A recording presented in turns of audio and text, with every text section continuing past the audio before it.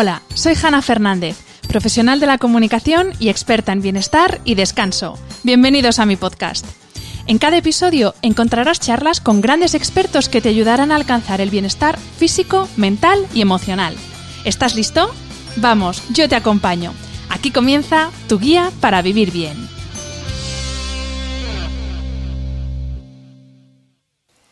Hola a todos y bienvenidos a un nuevo episodio del podcast de Hanna Fernández. La exposición a determinadas sustancias químicas contenidas en alimentos, agua, cosméticos, plásticos y múltiples objetos de consumo está teniendo consecuencias perjudiciales sobre la salud humana debido a su capacidad de alterar el equilibrio del sistema endocrino, es decir, la relación entre las hormonas y los órganos dependientes de su acción. Así es como comienza el libro Libérate de tóxicos, del doctor Nicolás Olea, catedrático de la Facultad de Medicina de la Universidad de Granada y uno de los mayores expertos en el estudio del impacto de los disruptores endocrinos en nuestro organismo. Bienvenido, doctor. Muchísimas gracias por su tiempo esta mañana. ¿Qué tal? Aquí estamos confinados. Antes de comenzar con la entrevista, doctor, sí que me gustaría precisar que en ningún caso la intención de este episodio es alarmar y preocupar, sino más bien dar herramientas para que quienes nos están escuchando puedan empezar a ocuparse de forma activa de su salud. Evidentemente, en la sociedad en la que vivimos es imposible, usted también lo dice en el libro, es imposible liberarse absolutamente de todos los disruptores endocrinos, de todos los químicos que nos rodean. Tampoco toda la química que nos rodea es mala, no seamos tampoco quimiofóbicos, pero sí que es verdad, y hoy lo vamos a ver en el episodio, que podemos empezar a hacer pequeños cambios, podemos empezar a tomar pequeñas decisiones y hacer pequeñas elecciones en lo cotidiano que nos van a ayudar a mejorar nuestra salud. Y este es el objetivo de este episodio. Así que, doctor, si le parece, vamos a comenzar por el principio, porque disruptor endocrino es algo que más o menos se oye, pero vamos a explicar en qué podemos traducirlo en palabras y situaciones de nuestra cotidianidad para que todos entendamos qué es un disruptor endocrino. Perfecto, a tu disposición. Un disruptor endocrino, si quieres que te comente el propio concepto, es una sustancia química externa al organismo, es decir, un contaminante ambiental que se incorpora a nuestro organismo, que una vez dentro del cuerpo modifica la señal de las hormonas. El sistema es muy sencillo, unos órganos se comunican con otros, o bien por el sistema nervioso, o bien por mediadores o mensajeros químicos. Esos mensajeros químicos los conocemos como hormonas.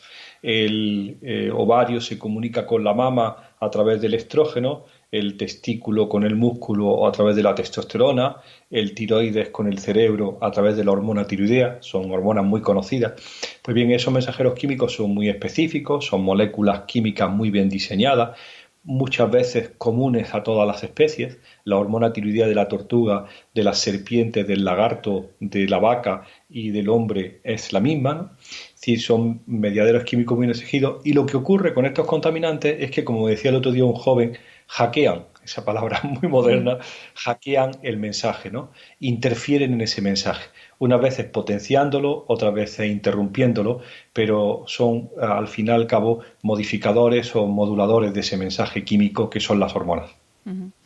Me gustaría que antes de entrar a hablar directamente de los disruptores, hablásemos un poco más del papel de las hormonas en el organismo, porque a veces al pensar en endocrino, o yo por lo menos, a mí enseguida se me va a la cabeza a ese médico que te pone a dieta y el sistema endocrino es mucho más que actúa sobre mucho más que el puro metabolismo de nuestro organismo. Entonces, ¿cuál es el papel exacto de las hormonas? Que lo he adelantado un poco en la respuesta anterior, y por qué son tan determinantes para el estado de nuestra salud. Muy bien, pues muy interesante, porque realmente conocer lo que son las hormonas son muy populares, porque todo el mundo o bien ha ido al endocrino, al endocrinólogo, porque tiene un problema de peso, de obesidad, y le han puesto, dice, bueno, podrá ser un problema hormonal. Fundamentalmente han ido muchas chicas o muchas jóvenes porque han tenido un problema con las reglas dolorosas, con el embarazo, o han ido más adelante porque tenían ganancia de peso, cansancio, le han dicho va a tener algo de tiroides, o ya más adelante se le ha diagnosticado una diabetes y le han dicho, bueno, un problema de la insulina. Todo el mundo conoce y podría mencionar ahora mismo, sin ser un experto, al menos 8 o 10 hormonas, ¿no? Los estrógenos, los andrógenos, la hormona tiroidea, la insulina, conocidas y muy populares. Pues bien, esos son siempre, actúan de la misma manera. Un órgano se encarga de producirlas y otro órgano recibe ese mensaje. Muchas veces para recibir ese mensaje se necesita de que la sustancia química endógena circule en sangre, se incorpore dentro de las células, se una a lo que nosotros llamamos un receptor nuclear y haga que esa célula, fíjate qué interesante, modifique su ADN y comience a expresar genes que estaban silentes. ¿De acuerdo? Imagínate que es sencillo de entender, es por ejemplo la pubertad, ¿no? Se ponen en marcha o el testículo o los ovarios, llenan el cuerpo de mensajeros químicos y te crece la mama, empieza la regla, cambia la morfología corporal, cambia la conducta, cambia el carácter, cambia todo, porque esos mensajeros químicos que estaban silentes de pronto invaden la sangre, ¿no? Y cambian tu tipología y te hacen un hombre o una mujer ya de por vida, un adulto, ¿no? Pues bien, todos esos mensajeros químicos tienen funciones muy específicas. Y lo más interesante de todo es que la molécula mensajera química, como tú decías, la hormona, está muy bien diseñada. Es única, es inimitable. No hay engaños. En tu organismo ese estrógeno, el estradiol, que es el estrógeno predominante en la mujer, tiene sus funciones y no se equivoca ni se confunde con la testosterona, porque tú quieres ser un hombre o una mujer. O esa hormona tiroidea va a tu cerebro y activa tu cerebro desde el nacimiento. Imagínate por el caso más llamativo, nosotros tenemos muy bien estudiado, el niño recién nacido no tiene función tiroidea y a los 3-4 días ya se da cuenta de que ya no tiene la hormona tiroidea de la madre. Ya está fuera de la madre y hasta entonces ha estado viviendo muy bien. Entonces tiene que poner en marcha su tiroides para que funcione y que le proporcione durante los 2 primeros años de vida, fundamentalmente, la hormona tiroidea necesaria para el desarrollo de su cerebro. Pues bien, ese mensajero químico empieza a salir de su pequeño tiroides situado y empieza su cerebro a transformarse y aprendes chino, español, aprendes con una facilidad enorme, con una enorme plasticidad, aprendes a andar, aprendes a identificar las cosas, a reconocer a la persona, todo porque tu cerebro se está activando gracias a la hormona tiroidea. Fíjate qué duro es. Si te falta hormona tiroidea, una estupidez, una molécula pequeñísima, a partir del del cuarto día de vida, tienen una situación terrible que es de hipotiroidismo congénito. Si nadie lo arregla, a los 2 años eres lo peor que puede ocurrirte en la vida. Bajo de talla y tonto. Fíjate si es duro que los médicos lo llamamos cretinismo. Un cretino. Qué dura porque la palabra, sí. es terrible, ¿no? El cretinismo es la falta de talla y la falta de inteligencia. Y es simplemente porque te ha faltado. Tenías tu cerebro, tenías todo bien, pero te ha faltado que el cerebro, con la hormona tiroidea, le dé las órdenes que el tiroides le dé las órdenes al cerebro para que empiece a funcionar de forma adecuada. Tu organismo crece y tu cerebro se espabila gracias a esa hormona tiroidea.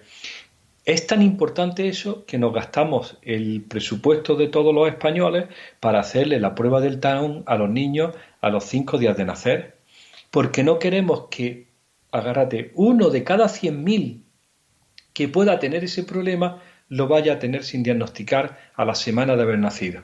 Y hemos puesto todo nuestro esfuerzo, todo nuestro dinero, todo nuestro presupuesto para que no se quede ni un solo niño y niña españoles sin diagnosticar de un posible hipotiroidismo a los 7 días de haber nacido.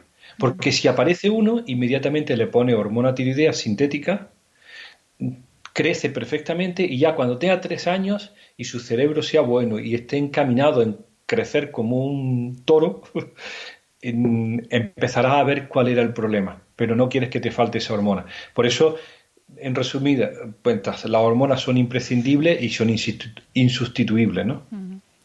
Existe un denominador común en la mayoría, si no en todos, de los numerosos compuestos químicos que menciona usted en su libro, que es el petróleo.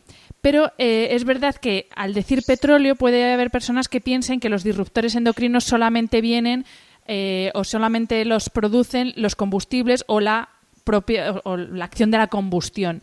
¿En qué objetos cotidianos está presente ese petróleo y de qué forma esos disruptores endocrinos entran en nuestro organismo? Porque no es solamente, por ejemplo, por inhalación, hay muchas otras formas. Sí, curiosísimo. Es como tú dices, como imagínate, nosotros estamos del mundo de la medicina y no teníamos idea de cómo era la producción de estos compuestos químicos. Después de llevar casi 35, 40 años trabajando en el tema y haber empezado con los pesticidas, sobre todo con aquellos pesticidas que en los años 70 aún se utilizaba, como era el DDT, el metoxicloro, que afortunadamente quedaron prohibidos en aquellas fechas, o los pesticidas más modernos, o como después entramos en los plásticos, el famoso bisfenol A, que ya todo el mundo conoce, o los ablandadores de los plásticos como los eftalatos, o los componentes de los cosméticos como los parabenos, que son nombres que se van haciendo populares. Cuando uno va con todos esos compuestos y hace un listado y se encuentra que hay como unos 800 y dice, bueno, ¿y esto quién lo hace? ¿Quién lo produce? Empiezas a tirar del hilo y te das cuenta que todos son productos, lo que se llama química de síntesis, pero que no vienen de una planta que crece en el Amazonas, ni de algo así exótico, ¿no? Como el caucho, ¿no? O que crece en el Congo belga, o que se extrae de un extracto vegetal. No, todos ellos son productos de síntesis que vienen fundamentalmente de las refinerías de petróleo. En España tú conoces que hay refinerías en Huelva, en Puerto Llano, en Cartagena, en Tarragona, que de vez en cuando lo has visto que explotan, ¿no? ¿De acuerdo? Sí. El incendio de el Algeciras o el incendio importantísimo hace poco en Tarragona, son refinerías, que lo que reciben es crudo o gas, y de ese crudo, petróleo, extraen moléculas muy sencillas. El otro día, cuando leíamos todos en la prensa que había explotado el Tarragona, pues lo que hacían era etileno, ¿de acuerdo? Y dice, bueno, el etileno, si los de letras no os acordáis, los de ciencias todavía, pues te va y dice una molécula muy sencilla, dos carbonos unidos con un doble enlace. El etileno, si te digo el polietileno, te imaginas, por puro griego, que serán muchos etilenos juntos. Y si te digo polietileno tereftalato, pues ya tienes la botella de PET, la botella de agua, es etileno polimerizado. Y si te digo polietileno tereftalato en fibra, pues te coges la camiseta que vas vistiendo ahora mismo, miras la etiqueta y pone poliéster. Ese es el polietileno. Es decir, esa camiseta o esa botella de agua que tienes al lado vienen de ese etileno que se obtuvo en Tarragona en una fábrica de destilación del petróleo. Lo mismo los pesticidas, lo mismo los fertilizantes, lo mismo los componentes de los cosméticos. Esos eftalatos que tanto habla la gente, o esos parabenos que ya no le gustan, vas al supermercado y pone sin parabenos en un gel. Esos parabenos son de síntesis a partir del petróleo. Y de pronto, a ver, Hanna, nos dimos cuenta de que todo lo que veníamos hablando, todo era de origen del petróleo. Nos vamos a hablar con los expertos, porque hay muchos ingenieros y muchos químicos expertos, y nos dicen, sí, las cuentas salen claras. El 85% del petróleo que se produce en el mundo va para combustión, como tú decías, para combustión. Lo quemas o en los coches, aviones y barcos, o trenes, ¿no? O en calefacción. Es el heating o el driving, para movilidad o para calentamiento. Y el otro 15% del petróleo va a química fina. De esa química fina, no más del 7% va a plásticos, por ejemplo. Es decir, que todo lo que te rodea, el polietileno tereftalato de tu botella, la bolsa de polietileno de alta densidad de tu supermercado, el bote de gel de polietileno de baja densidad, el PVC de tus ventanas o de tu suelo de vinílico, el bote de biberón de tu hijo de polipropileno, la caja de poliestireno, la gran botella de agua azul invertida de 25 litros de policarbonato. Todo lo que te he dicho, que son del 1 al 7, son derivados del petróleo. Ni uno solo, Hanna, ni uno solo tiene origen natural. Todos son de síntesis a partir del petróleo.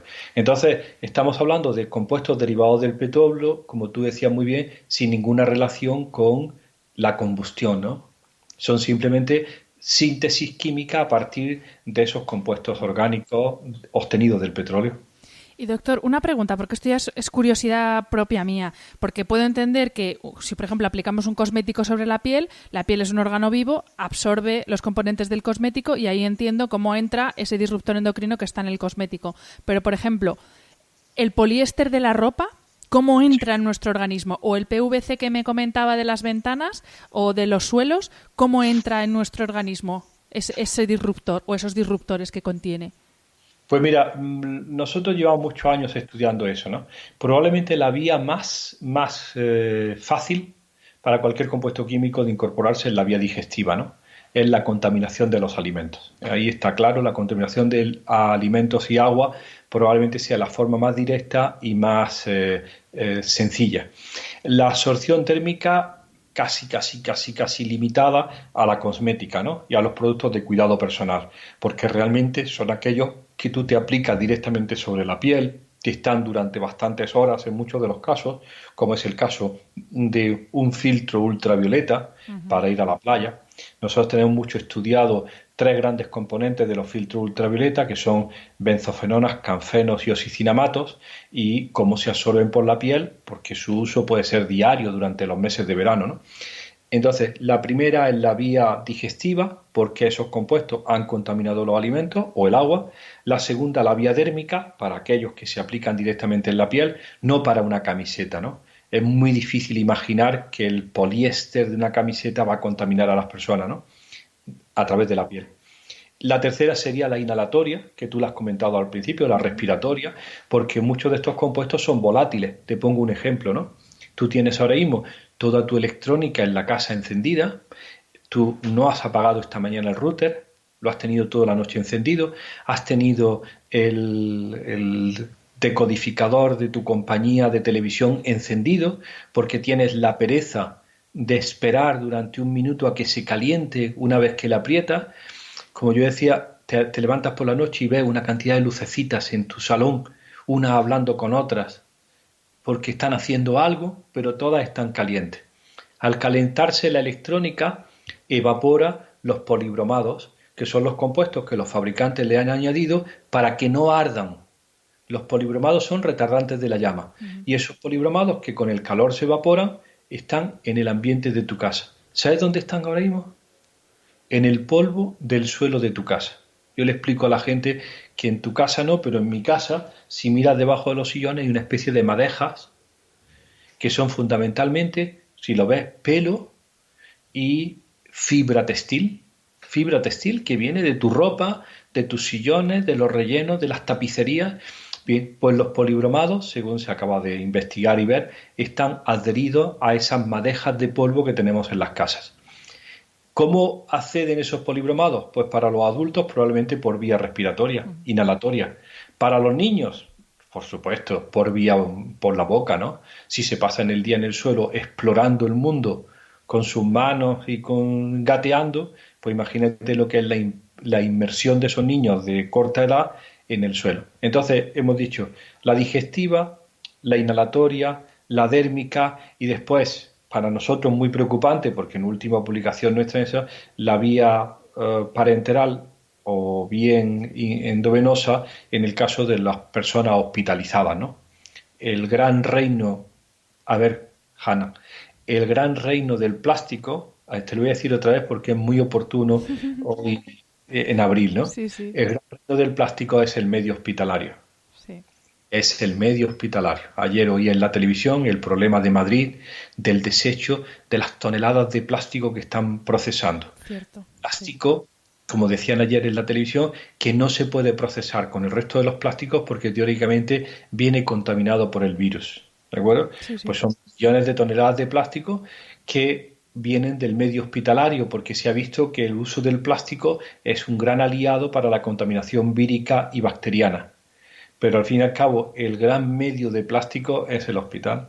Entonces, en el caso de la exposición de las personas hospitalizadas, la vía parenteral o la vía endovenosa o endotraqueal es muy interesante y es importante.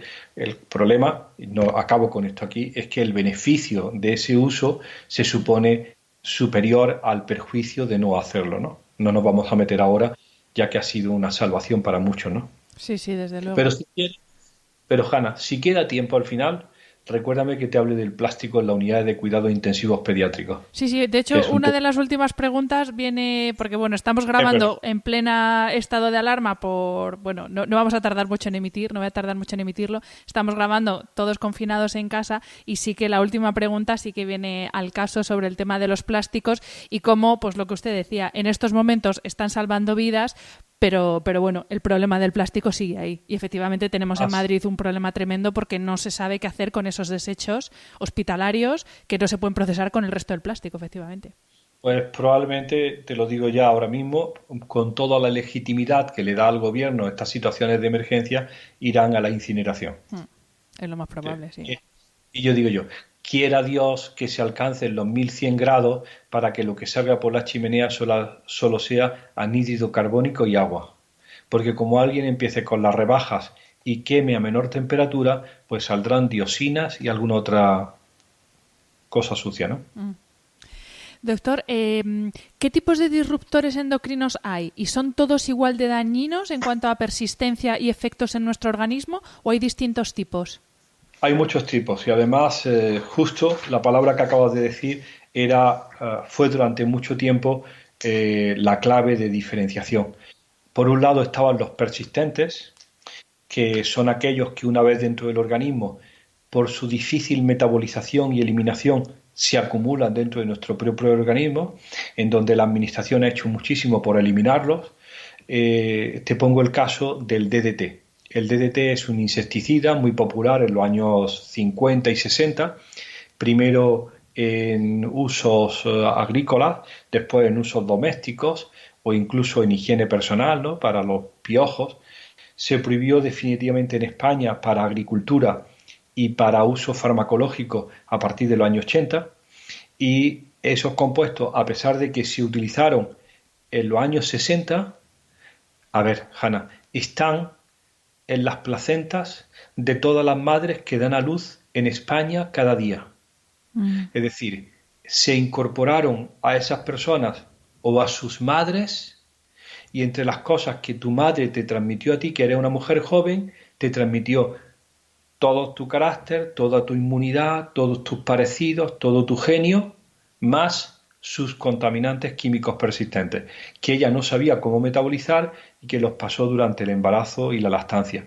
Es decir, esos persistentes son un auténtico problema porque se acumulan con la edad, cuanto mayor eres, más tienes, pero la mujer tiene la ventaja de que cada embarazo significa una limpieza parcial de esa porquería que la pasa al hijo o a la hija que está gestando. Entonces, dado a esa continuidad de la exposición a los persistentes, se actuó muy potentemente eliminándolo, ¿no? Intentando que no se utilizara. Y entonces aparecieron unos sustitutos no persistentes. Y la mayor parte de los disruptores endocrinos a los que una persona normal se enfrenta hoy día son compuestos no persistentes. Significa que no se acumulan dentro del organismo, que su metabolismo es muy sencillo, pero tenemos el gran problema de que su dosificación es diaria, ¿no? Si estás utilizando, pues, comes en tu casa de forma regular latas de conserva, cuyo recubrimiento interior es una resina epoxi, pues tú te estás dosificando diariamente con el bisfenol A que viene de esa resina epoxi, ¿no? O si estás utilizando un biberón de policarbonato, que también se han prohibido, o lo más sencillo, imagínate un caso muy sencillo, muy de rabiosa actualidad de la Unión Europea. Las siliconas, la dimeticona D4 y D5 en un champú. Están prohibidos desde hace unas semanas por la Unión Europea por su enorme impacto ambiental. A ver, agárrate. No por lo que le hace a las personas, sino por el daño que tienen sobre las especies acuáticas ambientales. Las siliconas en los champús. Y dicen, en las personas no tienen efecto porque corresponden a lo que se llaman productos de cuidado personal de washing off, o lo que es lo mismo, de lavado. Porque te echas el champú, Y lo te pones aclaras, el ¿no? agua y se va. Entonces el daño se va por el sumidero y que se lo coman los pececitos. Pero para las personas no. Y nosotros le decimos, es muy gratuito pensar que haciendo eso todos los días de tu vida, yo le digo a la gente, el día que no lo haces, tus compañeros te lo advierten, ¿no? Porque hueles. Es iluso pensar que no ocurre cierto grado de exposición. Todos hemos bañado a nuestros niños en la bañera, disfrutando durante 15 minutos de cómo juega en el agua y cómo saca la lengua y se come todo lo que hay. Y dice, ay, mira cómo se come el champú. Es decir, en otras palabras, para los no persistentes, el gran problema es la exposición diaria a compuestos que no necesitas que sean acumulables si todos los días te estás exponiendo.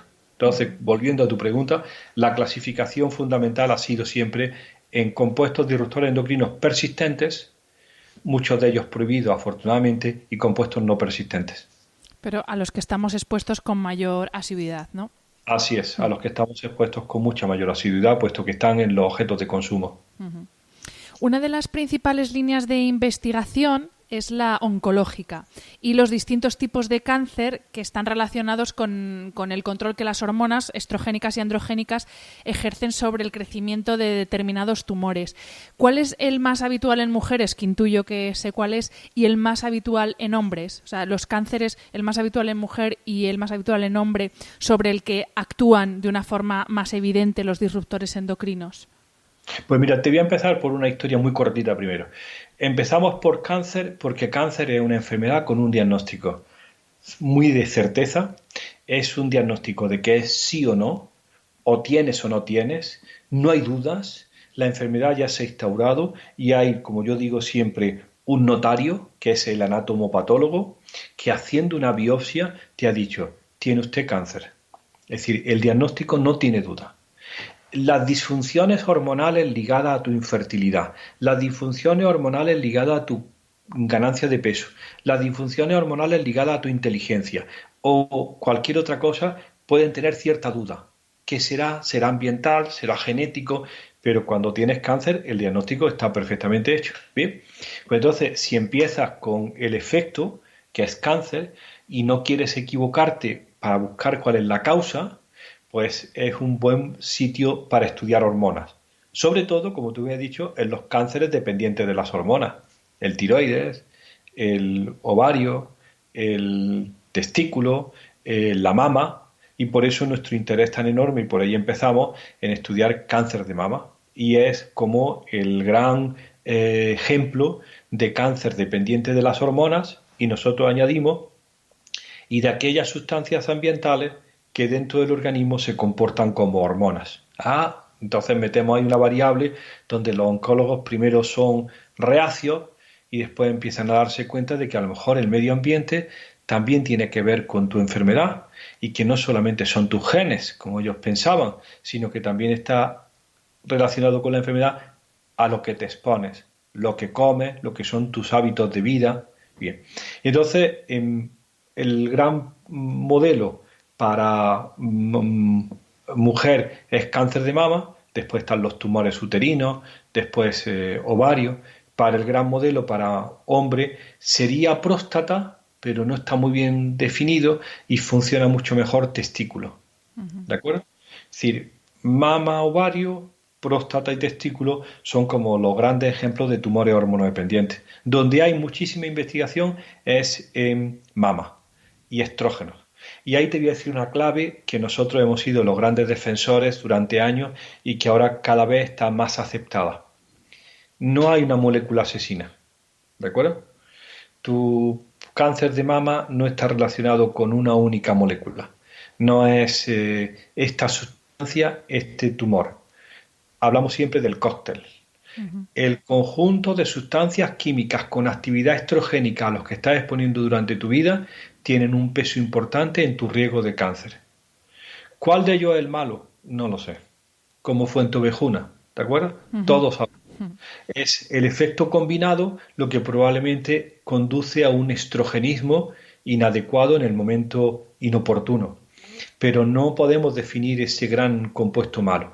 Eso decepciona enormemente a la administración, que lo que quiere es regular y buscar el culpable, y hace a los enemigos de la hipótesis hormonal, pues diciendo, yo he investigado el DDT y no se asocia. Y nosotros le decimos, pero chico, si el DDT tiene 15 amigos.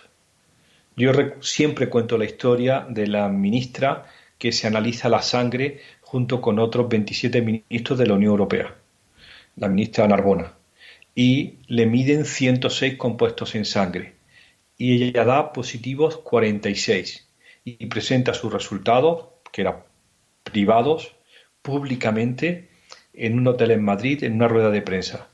Y le dicen, señora ministra, ¿qué tiene usted? Pues tengo 46 residuos de los 106 que me han medido. Siempre había alguien que tenía los 106 y ella estaba en una situación de beneficio de menos residuos.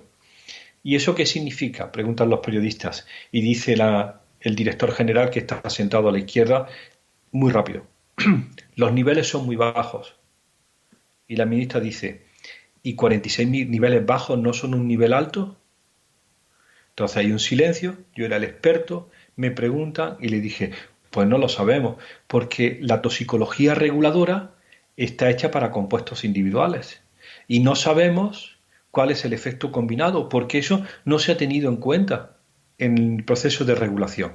Y ahora, agárrate, hemos tenido que esperar al año 2020 para que se empiece a hablar del cóctel, con una filosofía y con una prosopopeya que dice, pero hombre, eso me lo tenías que haber dicho en 1920, no en el año 2020, llega 100 años tarde para hablarme del efecto combinado, cuando a cualquier persona sería más que intuitivo que eso pudiera ser así.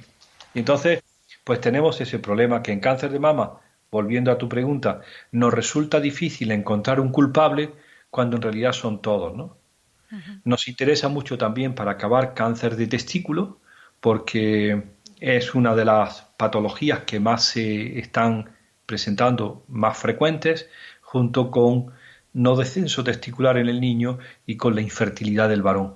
Y en ese caso, cáncer de testículo, infertilidad en el varón y no descenso testicular en el niño, la cristorquidia, según los autores daneses, se formarían parte del mismo bloque, que es por una insuficiencia o por un problema hormonal durante el desarrollo embrionario. Imagínate la hipótesis de trabajo. Lo que ocurre en un tipo joven, el Mono Burgos, Molina el futbolista, Armstrong, ¿te suena? Sí, sí. Que es diagnosticado de cáncer de testículo, que son gente de vida sana, deportistas, está relacionado, agárrate, con la exposición intrauterina cuando era un embrión dentro del vientre de su madre a contaminantes químicos ambientales de carácter hormonal, estrogénico o antiandrogénico.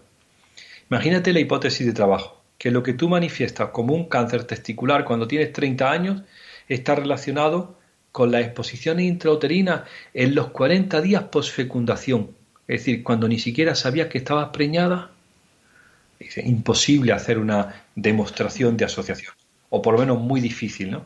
Pues esa es la hipótesis que barajamos y se lo contamos a la gente y por eso, Hanna, nuestra insistencia en preservar lo máximo posible la exposición de la mujer que decide embarazarse, ni siquiera la que está embarazada, sino la mujer joven que quiere ser madre. Decimos, es que es una situación de auténtica higiene, que igual que te están controlando el ácido fólico y el hierro y el yodo, te controlen la exposición a contaminantes en objetos de consumo y en medios habituales, ¿no? Que nosotros creemos que influye sobre tu salud y la de tu descendencia, ¿no? Pues hablando precisamente de esto, porque claro, esto es como todo, el pedir políticas y que los políticos hagan, pues bueno, hay cosas que sí que es verdad donde tienen que mediar los políticos, pero también hay cosas que nosotros podemos hacer que están en nuestra mano de forma individual. Y si le parece, vamos a entrar en esto que podemos hacer de forma individual, porque lo que usted comentaba de que haya un control, por ejemplo, en mujeres en edad fértil o en mujeres embarazadas, es tan complicado, tendría que haber unas políticas estatales de tal envergadura que lo veo como muy complicado. Yo es que estoy un poco pesimista estos días. Pero sí que es verdad que a nivel individual podemos hacer muchas cosas. Entonces, si le parece, voy a ir mencionándole distintos ámbitos de nuestra vida cotidiana para que nos diga las claves o aquellos puntos en los que podemos ir poniendo el ojo y podemos buscar una alternativa. Entonces, si le parece, vamos a hablar de la alimentación. Hay una cosa que he leído en su libro que yo, claro, no había reparado, pero tiene toda la lógica, que es la presencia de estos disruptores en las grasas de los animales.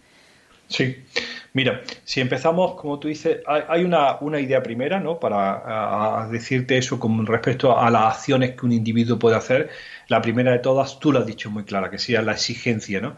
La exigencia a los políticos de que sean mucho más estrictos. Ojalá la crisis por la que estamos pasando nos sirva para ser mucho más exigentes y decir, no bajen la guardia, porque detrás de los virus y las bacterias están el medio ambiente y te das cuenta que las cosas, te voy a decir un pensamiento, no han estado convenciendo durante mucho tiempo que estaban dentro de ti y que eran tus genes, y esto ha sido un palo porque nos han dicho, no están dentro de ti, venían por el aire, venían por el estornudo, ¿no?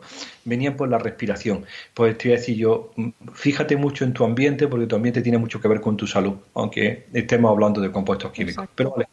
Y con respecto a la parte de recomendaciones ya personales que una persona puede tomar en su día a día y que un amo de casa o una ama de casa o alguien que vele, te lo voy a decir así, por la salud de la familia, pues porque te ha correspondido el proveedor de la comida, no porque vaya a cazar mamuts y después a cocinarlo en la hoguera, sino porque vas a hacer la compra y estás eligiendo y después estás cocinando, pues por supuesto que la vía alimentaria tú que puedes controlar mucho, ¿no? Exacto. Para ti y para los tuyos, para ti y para tu futuro, para ti y para tu embarazo, ¿no? Entonces, las recomendaciones por vía alimentaria, una parte es para los compuestos orgánicos persistentes que se acumulan en el tejido adiposo, come menos tejido adiposo, ¿vale?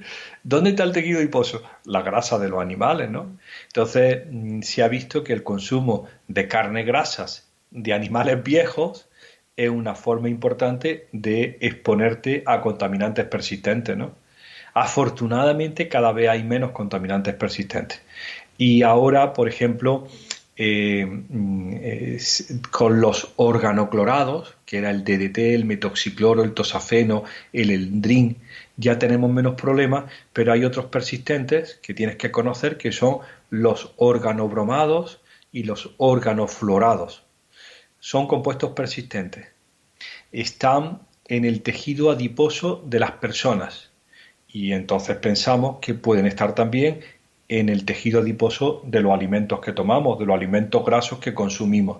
Es decir, que si los años 80 fue dominado por los derivados del cloro, pues después hemos visto los derivados del bromo y después los derivados del flúor, que en ambos casos son compuestos halógenos. Recomendaciones.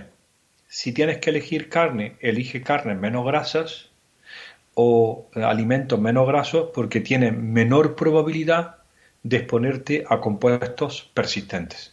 Esa es la clave, ¿no? Y perdón que le interrumpa, doctor. En el caso, por ejemplo, de de ganadería ecológica o de huevos ecológicos, esa grasa, en principio, sí que podríamos consumirla, porque claro, la grasa en sí misma no es mala para el organismo. Mira, la pregunta es muy relevante porque todo el mundo dice, bueno, es que estos contaminantes son atmosféricos o vienen en el agua de riego o están en el agua de bebida. ¿Cómo sabes que un animal ecológico o una producción ecológica no lo va a tener? Le digo yo siempre, bueno, pues por lo menos te aseguras que intencionadamente no se le ha añadido a la dieta de esos animales, ¿no? Claro. Intencionadamente no lo ha añadido. Nosotros tenemos un problema grave ahí con la contaminación cruzada que llamamos de la alimentación de la piscifactoría con vacas trituradas y la alimentación de las vacas con peces triturados, ¿no? Es decir, el círculo ese de reaprovechamiento de desechos animales para la alimentación de otros animales hace que si hay una contaminación en el proceso, esa contaminación se amplifique en el animal que está comiendo. Tenemos algunos ejemplos muy claros accidentales, ¿no? te acuérdate de los pollos con dioxinas en Bélgica Sí. y que de pronto alguien introduce en esa cadena alimentaria animal, en esa cadena alimentaria un contaminante de forma no intencionada, de forma accidental, y entonces contamina a los animales que se están comiendo esos piensos que han resultado contaminados. Es decir, que hay que tener mucho cuidado y en eso los sistemas de protección y de seguridad alimentaria están alertas para medir de forma sistemática los contaminantes persistentes en los alimentos de carne en el supermercado, por ejemplo, ¿no? Porque si de pronto se detecta que algunos han quedado más expuestos de lo razonable, hay que hacer una encuesta epidemiológica a ver de dónde viene. Ujú. La recomendación general es, si puedes eliminar o suprimir o reducir tu consumo de grasa de origen animal, peces y animales terrestres, pues reduces enormemente tu exposición a contaminantes persistentes. ¿De acuerdo? Eso es una... Imagínate el caso, no quiero... Imagínate el caso de los metales. ¿De acuerdo? En esa situación, ahí ya no es... no hay duda, ¿no? El día 6 de diciembre voy en viaje a Madrid y me despierto con la noticia de que en el Ministerio acaba de dar una recomendación sobre el mercurio y el pescado. La Agencia Nacional de Seguridad Alimentaria desaconseja el consumo de pescados grandes y gordos para niños menores de 14 años, para mujeres, bueno, desaconseja no, prohíbe para mujeres embarazadas, para mujeres lactantes o para mujeres que quieran quedarse embarazadas. Y se habla siempre de la exposición al mercurio, que viene fundamentalmente, agárrate, en la grasa de los peces gordos. ¿De acuerdo? Y los peces gordos no me refiero a los ricos, sino a los peces como el atún rojo, el lucio, cualquier tipo de tiburón, entre ellos el cazón, y los grandes peces de los mares que llegan a pesar 120, 100 kilos y que tienen 10 años de edad. Esos animales son animales grasos que son grandes depredadores, se han comido a todos los pececitos pequeños que le ha dado tiempo en su vida porque necesitan un consumo, el otro día lo leía, de energía enorme, consumen muchísima energía porque van en grandes manadas a unas velocidades sorprendentes y atraviesan medio Mediterráneo y medio Atlántico en un día y al final se convierten en una fuente de mercurio que es tóxico, a ver, Hanna, para tu cerebro y para el cerebro de tus hijos. Te lo voy a decir otra vez, es tóxico para el cerebro de tus hijos, sobre todo si estás embarazada, sobre todo si te quieres preñar. Y llega a una situación España tan dramática como que le dice Europa a España y Portugal, lo sienta en la mesa de los regañados, ¿no? Como en el colegio, y le dice, no podéis seguir consumiendo pescado al ritmo que lo estáis haciendo, porque los pescados tienen mercurio y la exposición de las embarazadas en España y Portugal es preocupante. Nosotros hace 10 años habíamos contribuido con nuestra cohorte Infancia y Medio Ambiente a presentar los datos de mercurio en la orina de las embarazadas. Y en Levante tuvieron que desaconsejar comer emperador 2 veces en semana durante el embarazo, que se había presentado por parte de los ginecólogos y los médicos de atención primaria como un gran éxito, comer pescado 2 veces en semana, emperador. Pero hombre, si el pez espada tiene mercurio como para hacer un termómetro. Entonces, la idea que España y Portugal han tenido que asumir es que el consumo de pescado grande y gordo no es aconsejable a la gente que tiene que desarrollar su cerebro. ¿Quién puede comer pescado grande y gordo? Pues agárrate, porque esto es durísimo. Como los mismos criterios que para el alcohol, para los adultos bajo su responsabilidad. Fíjate. Y dice, esto no debería de haber ocurrido. No debería de haber ocurrido porque según mis compañeros nutricionistas, el pescado es lo mejor que te puede pasar.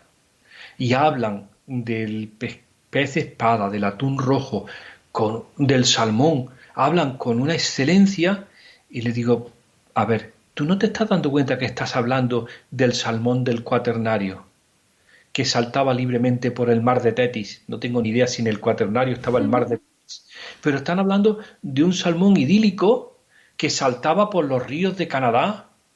Digo, lo que tienes ahora son peces enjaulados que comen vaca. Te lo digo otra vez.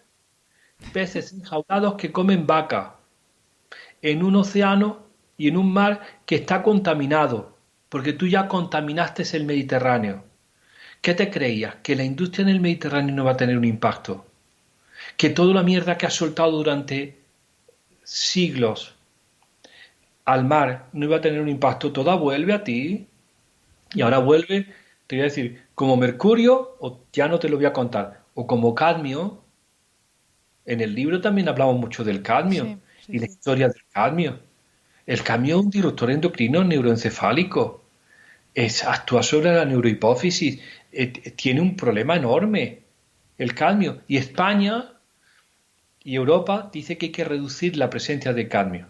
Y sale otra vez en la televisión española nacional en diciembre un señor diciendo, a ver, no chupéis las cabezas de los langostinos. ¿Guarda? Sí, sí, Y perfectamente. todos los españoles que ya habíamos comprado las gambones, antes de Navidad te metes en Navidad diciendo, ¿pero qué dice este hombre? Dice, para reducir la exposición a cadmio. Digo, no es posible para reducir la exposición a cadmio. Y fundamentalmente se refiere a que esos criaderos están contaminados por cadmio. ¿Sabes de dónde viene ese cadmio? No. Y la idea es del ambiente. Tío, viene de los fertilizantes que vende España en toda Europa. Porque los fertilizantes que vende España en toda Europa son muy ricos en cadmio. ¿Sabes de dónde vienen esos fertilizantes? Tú porque eres muy joven. Pero estos son los famosos fertilizantes de la Marcha Verde del Sahara. Cuando se moría Franco en el año 75, España perdió el Sahara. Y lo que tenía España en el Sahara eran los fosfatos de Bucra. Y ahora tienen los fosfatos de Argelia y vende en toda Europa fertilizantes riquísimos en cadmio, que han contaminado toda Europa para el cultivo del cereal. Y al final resulta que están contaminadas las aguas por los fertilizantes y los mariscos te los devuelven en la cabeza de las gambas. Dice, esto no puede estar pasando. ¿Sabes lo más triste de todo? Que seamos nosotros los clínicos que medimos el mercurio en la orina de las embarazadas los que hayamos tenido que levantar la mano diciendo, aquí está pasando algo. Y todo el mundo nos mire desde los, ¿cómo se llama? Los influencers, desde los influencers hasta los clínicos, hasta la administración, con una cara de espanto y de diciendo, pero ¿qué dicen los tíos estos? Y te voy a contar una cosa que me gustaría, la pongas o no la pongas, que la oigas. No, no, yo la El pongo, por grupo, supuesto. Esto aquí no hemos cortado. el grupo que lidero, el grupo que lidero hace muchos años, publica más de 20 papers, como nosotros llamamos al año, 20 publicaciones internacionales en las primeras revistas. Y lo único que hemos hecho en el libro es poner en castellano lo que ya habíamos dicho en inglés. ¿De acuerdo? Es decir, cuando alguien, un influencer o alguien le dice que no me gusta tu cara, porque me lo dicen muchas veces, yo le digo, pues gástate el tiempo, pídele dinero a la administración, consíguete un proyecto competitivo. Dedica 20 personas durante 3 años a romperse los cuernos de 8 de la mañana a 8 de la tarde a hacer publicaciones competitivas en revistas competitivas para decir que lo que yo te digo es mentira. Pero no me vengas con una opinión de radio, porque las opiniones de radio no me valen. Ayer Miquel Porta, que va siguiendo muy bien, un epidemiólogo que yo le tengo muchísimo prestigio en Barcelona, está haciendo algunas comunicaciones muy serias en torno a la epidemia actual. Y entonces dice, por favor, una vez y otra vez, atended a los que son profesionales de este tema. Buscad a los profesionales. Y los profesionales son aquellos que llevamos, en este caso de la contaminación química, 38 años gastándome, como yo digo, el dinero de tus impuestos. No nos ha dado un solo euro ninguna industria. Todo ha salido, te voy a decir claro, Hanna, de tu bolsillo. El salario de los 32 personas que yo tengo conmigo están saliendo de tu bolsillo. En otras palabras, lo estás pagando tú con tus impuestos. Y los proyectos que hacemos los estás pagando tú. Tío, tendrás derecho, después del dinero que te estás gastando en darnos de comer a todos, en saber qué es lo que se produce, ¿no? Claro, pero aquí ya entran en juego tantos intereses económicos, industriales, la globalización, que para algunas cosas es muy buena, pero para otras cosas no lo es tanto. Entonces, claro, es que aquí ya hay una cantidad de variables tan difíciles de controlar, pero sí, efectivamente, estamos en una era de la sobreinformación, pero no estamos sabiendo, como consumidores y como individuos, yo creo que no estamos sabiendo elegir bien las fuentes. Como tenemos acceso a tanta información, es verdad que ahora mismo prima mucho más lo que dice una persona desde una cuenta de Instagram que lo que dice un médico, un científico, como usted, por ejemplo, que lleva 40 años investigando sobre algo tan concreto como el disruptor endocrino. Entonces, efectivamente... Pero bueno, sí, pero ahí estáis vosotros, Sí, ahí sí. estáis vosotros. Es decir, tú no estás sola. Y nosotros nos sacan con frecuencia, la gente lo está escuchando, tiene referencias, tenemos muchas más dudas que certezas. Ojalá tuviéramos la misma certeza que tienen algunos negacionistas para decir que no pasa Exacto, nada. exacto. Porque decimos, yo tengo muchas más interrogantes, llevamos 40 años en esto y tenemos muchas más preguntas que respuestas. En la mayor parte de las cosas lo que tenemos son sugerencias interesantes, pero demostraciones reales pocas. Lo que tenemos es una opinión que da, y eso te lo alabo a ti, da información suficiente como para actuar con carácter personal de forma preventiva, sin tener, Totalmente. como tú has dicho en el preámbulo, sin tener que emigrar al desierto del Sáhara o a una isla del Pacífico, ¿no? A lo mejor con medidas sencillas, personales, puedes hacer mucho en tu casa, ¿no? Mm. Pero es que usted lo ha dicho, es el actuar de forma preventiva, que es lo que nos falta, yo creo, porque en España, por ejemplo, por mucho que ahora se esté diciendo, tenemos un sistema de salud alucinante, pero claro, no podemos depositar todas nuestras esperanzas en que cuando nos pase algo, entonces ya venga alguien con una pastilla, con una vacuna, con un remedio. Yes. ¿Qué tal si actuamos de forma preventiva? Que es una cosa que y además ya tengo algún otro episodio en el podcast con otros doctores hablando precisamente de eso, de que la medicina no es solamente curar. Hay casos como un hecho traumático que sí que ahí está la medicina para curar, para arreglar una pierna rota. Pero la medicina también es prevención y yo creo que eso es uno de los puntos en los que estamos fallando mucho. Por Mira, lo menos en España. Voy a hablar de España, no hablo del resto del mundo, pero en España creo que es un hecho. sí, mira, absolutamente. Yo tengo una enorme confianza, como el sistema sanitario público español ha dado la talla, y sabes que tantos años de formación de sanitario tan exigentes. Yo doy clase en la Facultad de Medicina y cuando te encuentras con un curso, doy clase en cuarto y en sexto, ¿no? Y ves el carácter, no, la calidad humana de lo que tienes allí delante, dices, es que te voy a decir, aunque no te guste, es lo mejor de la sociedad, ¿no? Para estar allí sentados, llevan estudiando desde los 14 años, 4 horas todos los días, ¿no? Porque han hecho un bachillerato de 14 puntos, han entrado en una carrera donde se seleccionan a 250 de 3.000 que se presentan. Digo, esto no puede fallar por el coeficiente intelectual de los que tenemos. Si falla, eso falla por nosotros. Es decir, que es gente muy, muy buena intelectualmente. Después está el compromiso que tengan social o no. Es decir, que el factor humano ha hecho que en España enfermería, fisioterapia, terapia ocupacional, odontología, farmacia, medicina, tengan un nivel muy interesante en cuanto a sus profesionales y sobre todo a los más jóvenes, ¿no? A los que vienen de estos sistemas selectivos tan jodidos, ¿no? El problema, la medicina que estamos enseñando es una medicina diagnóstica y terapéutica, basada en la utilización de grandes máquinas y de grandes recursos. Todos nos peleamos por tener el nuevo máquina para tratar el cáncer con radiaciones ionizantes, tener la mejor tecnología en la unidad de cuidados intensivos con las mejores máquinas. Tú has visto la importancia que tiene la asistencia sanitaria hospitalaria. Uh-huh. Y hay una asistencia sanitaria que es casi 2/3 de la asistencia sanitaria, que se llama atención primaria. Y otra parte importantísima que se llama cuidados. Bien, cuidados, que es la parte más atractiva de la medicina, está atrapada, afortunadamente, por enfermería. Enfermería ha dicho, nosotros vamos a ser los que nos encarguemos de los cuidados del paciente, de los cuidados del diagnosticado y sobre todo de los cuidados de la población para hacer salud pública. Y atención primaria es donde más insistimos en que deben de conocer lo que tú estás hablando, lo que tú me estás preguntando.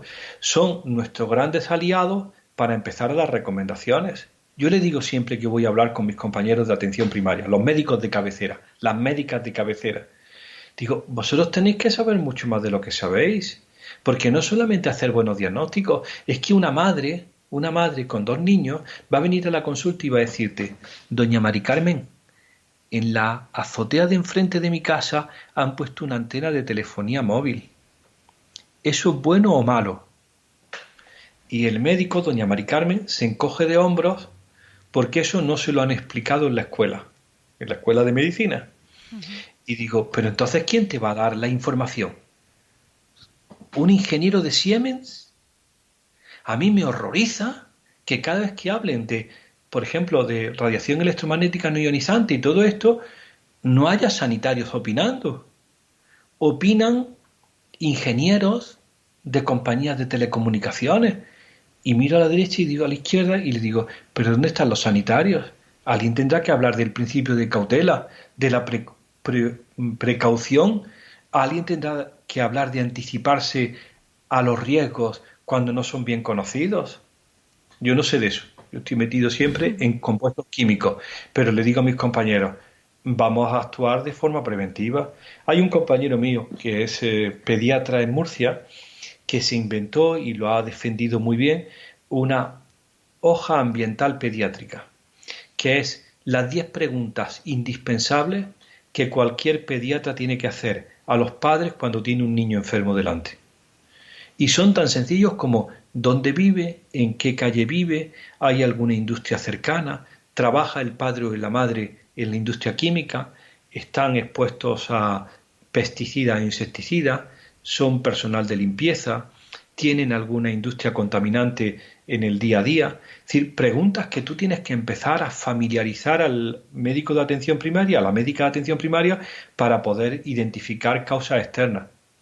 A ver, Hanna, totalmente. No se hacen. Uh-huh. Esas preguntas no se hacen, no están en el librillo, no son preguntas de obligado cumplimiento, porque cuando aparece una enfermedad, lo que quiere es hacer un buen diagnóstico y hacer un buen seguimiento en el tratamiento, pero tendrás que identificar causas ambientales. Entonces, confirmando y correspondiendo a tu pregunta, nuestra gran asignatura pendiente en la sanidad española, por hablar de la nuestra, es precisamente esa, ¿no? La atención primaria en la incorporación de los factores ambientales a las clínicas de atención primaria, ¿no? Doctor, vamos a volver a la pregunta del principio, que nos hemos desviado en una conversación interesantísima por otro lado, pero es que no quiero que se me pase hablando del tema de los cosméticos. Es verdad que estamos más familiarizados con los talatos, con los parabenos, pero hay una cosa de la que habla usted en su libro, un compuesto específico, que son los filtros para evitar la radiación ultravioleta, que es una cosa que yo desconocía y que, claro, yo es verdad que sí que soy muy cuidadosa con el tema de la exposición al sol, con utilizar protección solar, y ahí, claro, me quedé ya un poco descolocada con el tema de los filtros. Entonces, si no le importa que hagamos una mención especial a este tema, porque por eso mismo, porque ahora sí que cada vez estamos más concienciados de que es necesaria la protección solar, pero claro, ¿qué protección solar? Mira, tenemos un problema enorme en España con el sol. Enorme. Tenemos un problema enorme fundamentalmente porque el aumento del cáncer de piel, no melanoma y melanoma. El cáncer de piel se divide en 2 tipos, cáncer de piel melanoma, que es el famoso melanoma, una enfermedad pues complicada, compleja por su capacidad de extensión y que está aumentando en España y está ligado a la exposición al sol.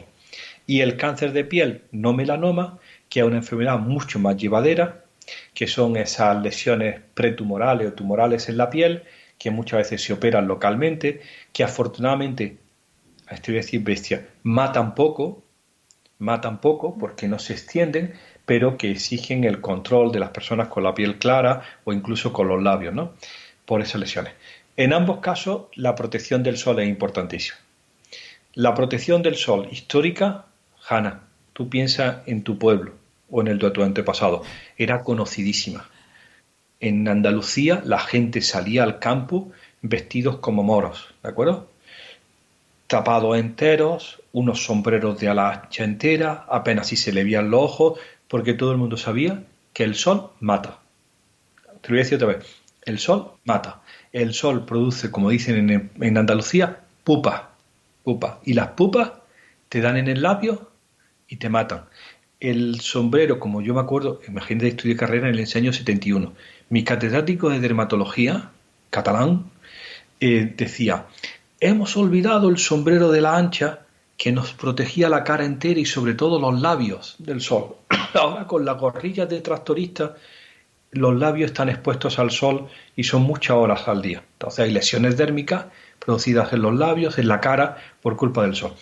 Y eso se ha sabido de siempre, que el sol tiene un efecto muy poderoso sobre la piel, sobre todo como ocurre en dos países que son antípodas, España y Nueva Zelanda, donde siempre dicen los dermatólogos, demasiado blancos, demasiado al sur. ¿De acuerdo? No te, no te habría venido mal a ti, por ejemplo, ser un poquito más oscurilla para vivir en estas latitudes que son 300 días al sol al año, ¿no? Bueno, el caso es que en un momento determinado, años 60, el sol se convierte en la industria nacional y tomar el sol y exponerse al sol se convierte en el gran negocio. Vienen las turistas suecas, se abren las playas y nos encontramos con un aumento creciente e importantísimo de el cáncer de piel como gran manifestación de la exposición al sol. Los dermatólogos se aunan en esfuerzos para dar recomendaciones y dicen a protegerse químicamente la piel. ¿Tú lo has visto? ¿Lo has visto lo de siempre, no? Es decir, al problema creado va a haber una solución técnica que en este caso viene por una crema bronceadora o una crema protectora ultravioleta. La Organización Mundial del Cáncer, de la OMS, que está en Lyon, que se llama el IARC, saca 3 informes con 10 años consecutivos y dice la mejor manera de evitar el cáncer de piel es no tomando el sol. Y lo vuelvo a decir, no tomando el sol. No es conveniente en los países del sur de Europa tomar el sol entre las 12 de la mañana y las 5 de la tarde. Y lo escriben con letras de oro en la recomendación, en la 5ª recomendación contra el cáncer. No tomes el sol entre las 12 de la mañana y las 5 de la tarde. Un país que ha basado su economía en tomar el sol entre las 12 de la mañana y las 5 de la tarde y llenar los chiringuitos y las playas. ¿Cómo desmontas eso? Pues te dicen, si usted tiene propensión a quemarse, significa que su piel le está advirtiendo. Por favor, cúbrase los brazos de sus hijos con un tejido que lo proteja del sol, hasta las manos, que le proteja la espalda, póngale una gorra para que protege la cara, y se habla siempre de limitar la exposición al sol, pero aparece una industria que tú conoces bien, que es la industria farmacéutica, que dice, te voy a vender una crema con protectores solares. Tú vas a poder torrarte al sol sin quemarte. Tú sabes, Hanna, que la quemadura lo que te está avisando es que estás torrada. Exacto. La quemadura te avisa de que has sobrepasado tus límites. Ahora puedes seguir tomando radiación ultravioleta sin quemarte. Y entonces aumenta tu hora de exposición al sol. Y empezamos nosotros a trabajar en el tema y hacemos un proyecto europeo, EDEN, costosísimo, que cuando ya está constituido se nos unen 2 profesores de la Universidad de Zúrich, Walter Lichtensteiger y Margaret Schlumpf, y nos dicen, compañeros, tenemos una mala noticia. Llevamos años experimentando, catedráticos de farmacología de la Universidad de Zúrich, Que no te estoy hablando de influencer. Bueno, y tenemos una mala noticia. Tenemos una mala noticia. Los tres grandes familias de filtros ultravioleta que se llaman benzofenonas, canfenos y oxicinamatos son disruptores endocrinos. Anda, dijimos, anda, anda. Empezamos todo a estudiarlo, a hacer experimentos. Nosotros, como no tenemos parte experimental, empezamos a medir lo que hacemos siempre, su presencia en la orina, en la leche materna, en el tejido adiposo, y empezamos a publicar una publicación tras otra de la presencia de las benzofenonas, de los oxicinamatos y los canfenos en la leche materna y en la orina de los niños. Y publicamos nuestros datos de benzofenonas y se te ponen los pelos de punta. No es posible tener esos niveles de benzofenonas en los niños. Y la clave fundamentalmente es la protección que sus padres le están procurando con crema y filtro ultravioleta. Y entonces levantamos la mano y decimos, esta no es la salida. La salida no es más cremas solares de protección a los rayos ultravioleta, es la disminución de la exposición al sol o estar vestidos al sol. Como comprenderá Hanna, nuestra impopularidad es creciente.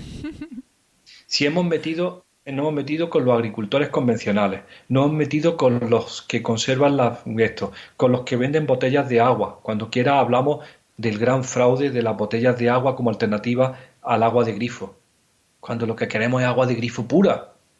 Y ahora nos metemos con los dermatólogos.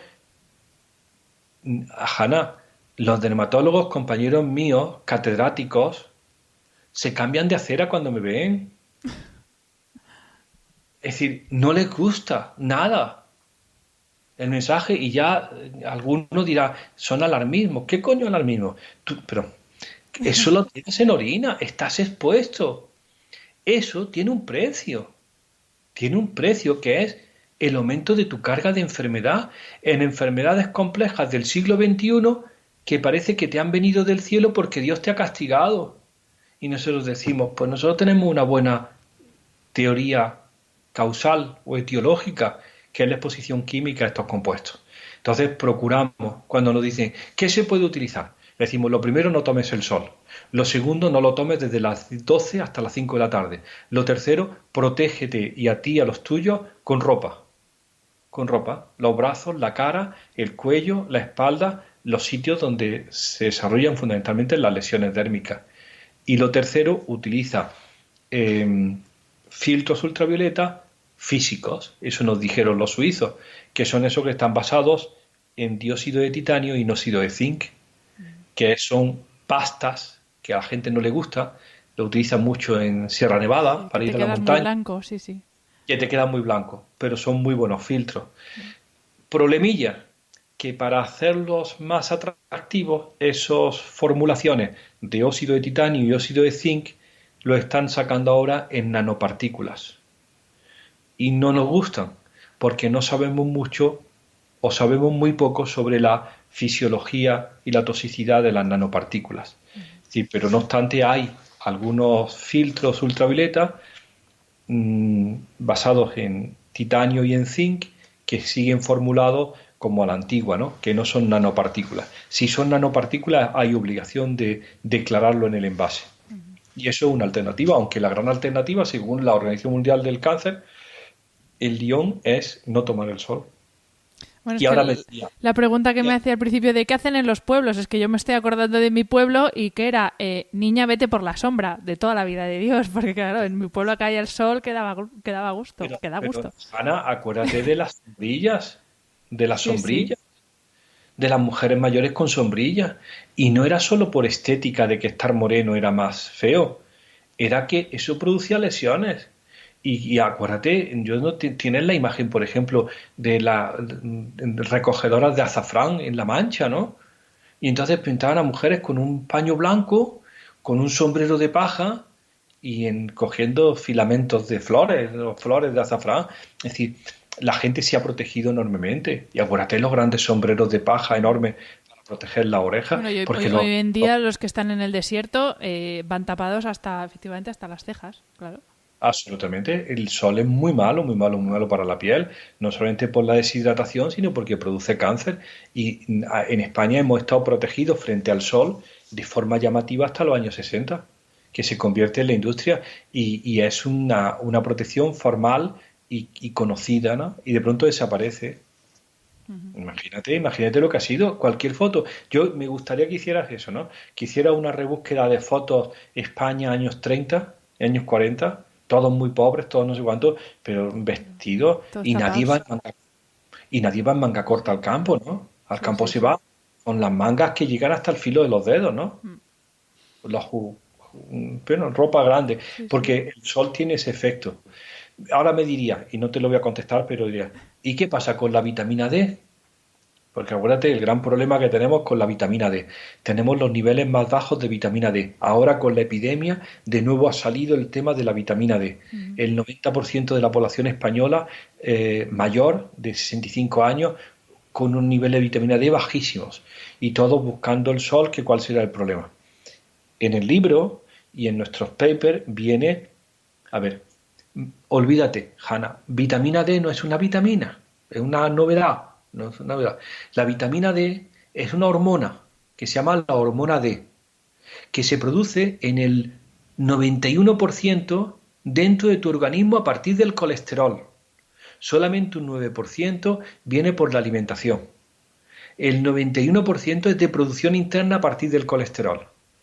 Y como buena vitamina D, tiene, como buena hormona, un receptor nuclear, como la hormona tiroidea, como la vitamina A o como los estrógenos y andrógenos. Y ya tenemos así descritos de compuestos químicos contaminantes ambientales que interfieren en el mensaje de la vitamina D. Es decir, nuestro próximo capítulo, ojalá nos dé tiempo a investigarlo, de disrupción endocrina es vitamina D. Hemos pedido un proyecto al ministerio de nuevo y hemos hecho todo el esfuerzo de escribirlo de nuevo y hacerlo de nuevo para meter disrupción endocrina y vitamina D. Probablemente, como ha pasado hasta ahora, nos lo darán el proyecto. Y probablemente, como ha pasado hasta ahora, sacaremos 15 publicaciones anuales durante los próximos 3 años ligados a vitamina D y disrupción endocrina. Y miramos a la gente y le decimos, yo siempre le digo a la administración, digo, pero alguien tendrá que leerse todo esto que estamos publicando, ¿no? Porque si ya no hemos gastado el dinero y nosotros el tiempo, alguien tendrá que transformar esta información en políticas de salud pública que tú reclamabas.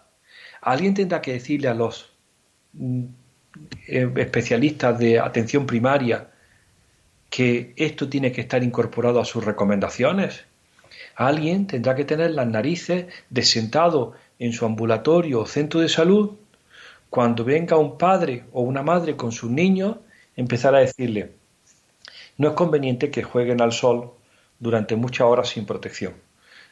Lo mejor es que en las horas puntas del día, entre las 12 de la mañana y las 5 de la tarde, no estén en el sol, sino que lo hagan por la mañana temprano o a partir de las 5 o las 6 que empieza la caída del sol. Y cuando vayan al sol, si es que van, aunque sea en la playa, que se vistan con una camiseta que les proteja, como si fueran de pieles sensibles. Todos tenemos la piel sensible. ¿Y cómo se consigue vitamina D? Pues con la exposición regular entre las 9 de la mañana y las 12, entre las 5 y las 9, ¿no? Exacto. Ya está, esa exposición. Pero no, Y que tampoco hace falta estarse 3 horas, porque claro, no, este es otro error de la gente. Yo soy muy defensora de la exposición solar para la vitamina D, pero claro, yo estoy 20 minutos y antes siempre pues suelo estar a las 10 de la mañana. No me estoy claro, 3 horas. Claro, es que como eso, todo... eso. Entonces con eso tiene. Y después, si nosotros empezamos a recomendar cuáles son los compuestos químicos que interfieren con esa síntesis de la vitamina D, de esa transformación, pues probablemente salga otra lista que te adelanto ya, son muchos de los compuestos comunes de los que estamos hablando, ya sean polibromados o sean perfluorados, ¿no? Es lo que estamos viendo. Primero hay asociaciones puramente de asociación, que no son de causalidad, sino que pueden ser de fenómenos que ocurren al mismo tiempo. Después tardamos unos años en demostrar mecanismos y después algo sobre causalidad y 10 años después de que hemos empezado empezamos a dar recomendaciones ya con más seguridad. Eso lleva mucho tiempo y nosotros lo que pedimos es sé cauto, incorpora cosas que no son tan lesivas y que pueden asegurarte mejor calidad de vida, ¿no? Ujú. Bueno, eso es el problema de la vitamina D, perdón, el problema de los cosméticos, que era lo que tú querías saber. Sí, sí, sí. No, la verdad es que me quedé muy impactada cuando lo leí en el libro porque no lo había leído antes y dije, madre mía, ¿y ahora qué hago? Porque yo, claro, menos esos 20 minutos que estoy en exposición, que me expongo voluntariamente al sol, el resto del tiempo sí que llevo protección. Así que ahora pues tendré que buscar estos que nos comentaba con que tengan dióxido de titanio y óxido de zinc. Lo tengo aquí O te apuntado. cubres, o te O, cubres. no, pero me refiero más a esa exposición que es involuntaria, que sí, que puedes ir tapado con una camisa, pero bueno, al final la cara, las manos, todo hace. Yo es que estoy mucho tiempo en la calle, entonces, bueno, pues buscar ese tipo de protección. Si afortunadamente Sí, tenemos opciones. El sí, problema sería no tener opción. pues probablemente hay y proliferen eso, pues ropas mucho más sutiles, más sencillas, que no den calor y que te ayuden a la protección porque técnicamente es posible y se han hecho siempre, ¿no? Desde luego. Pues doctor, vamos a entrar en la recta final de la entrevista con el tema que ya hemos adelantado un poco al principio, el tema plásticos. Primero, me gustaría que nos hablara del tema de las botellas de plástico. Yo creo que afortunadamente en esto estamos bastante mentalizados en general, sobre todo de los últimos 2 años a esta parte, pero sí que me gustaría que nos hablara del tema de las botellas bueno, del agua embotellada y después ya vamos al final de la entrevista con el tema de los plásticos en el ámbito hospitalario, ¿vale? Sí, pues mira, los plásticos, muy interesante lo que dices. Claramente hay una muy buena percepción del público de que algo está pasando, fundamentalmente en los plásticos en uso alimentario.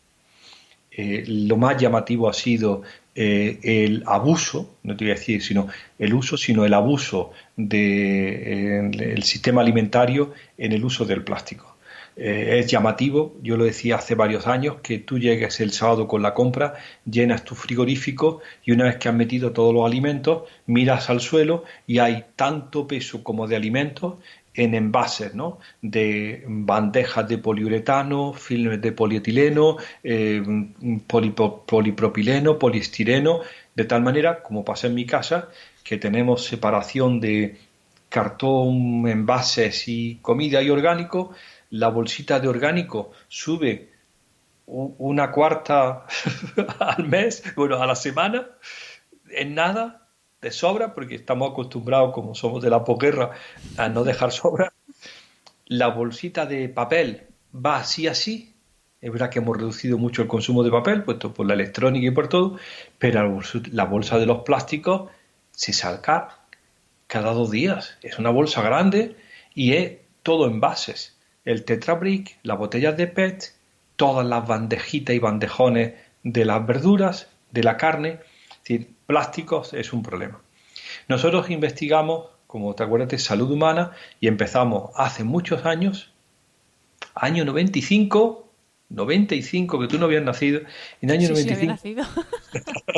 en el año 95 hicimos nuestra primera publicación de la contaminación del líquido de cobertura de los latas. El líquido de cobertura es el agua que acompaña a los guisantes, al atún o a lo que sea, a los espárragos, por el plástico que recubre el interior de las latas. Y detectamos la presencia de bisfenol A, año 95. Y dijimos, esto es un problema puesto que este bisfenol A es estrogénico. Y se quedó ahí. La industria de envasadora se preocupó mucho. Vimos que las latas que habíamos estudiado eran de España, Estados Unidos, Brasil, Turquía y Francia, que era un problema universal que no solamente pasaba en España y que debería de ser abordado. Entonces, pedimos que se identificaran esas latas y que se pudiera hacer algo para que el bisfenol A no estuviera presente en los objetos de consumo. No se reguló nunca, han pasado 20 años, sigue sin regularse y lo peor de todo, el consumidor no puede identificar la presencia de bisfenol A en los envases en las latas. No lo puede identificar. No están marcadas. Si alguien ha decidido quitarlo, uno no lo sabe porque ellos dijeron que no hacía falta identificarlo. Ahora, en el año 2019, la Unión Europea ha prohibido ese bisfenol A en cualquier alimento dedicado a los niños menores de 3 años. Y Francia ha decidido que no quiere bisfenol A en ningún tipo de alimento para ningún tipo de edad. ¿De acuerdo? Año 2019. Nosotros lo publicamos en el 95. A continuación estudiamos el bisfenol A en los biberones de policarbonato. Los biberones con los que tú sí has sido alimentada, que eran biberones de plástico reutilizables que se podían hervir y que era policarbonato. Al calentarlos liberan bisfenol A, lo declaramos, lo pusimos y el 30 de junio del 2011 se retiraron del mercado en toda Europa. Ya no es posible biberones de policarbonato en Europa a partir del 30 de junio del 2011. Y se sustituyeron por otros plásticos, pero se hicieron la atención solamente sobre los biberones. Y a continuación estudiamos qué pasaba con el agua embotellada.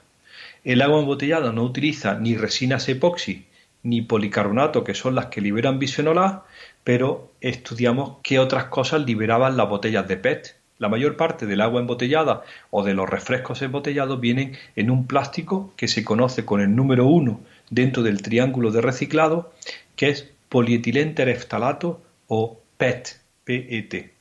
Uno le da la vuelta a la botella y en el fondo de la botella ve un triángulo de que es reciclable y el 1 que indica que es PET.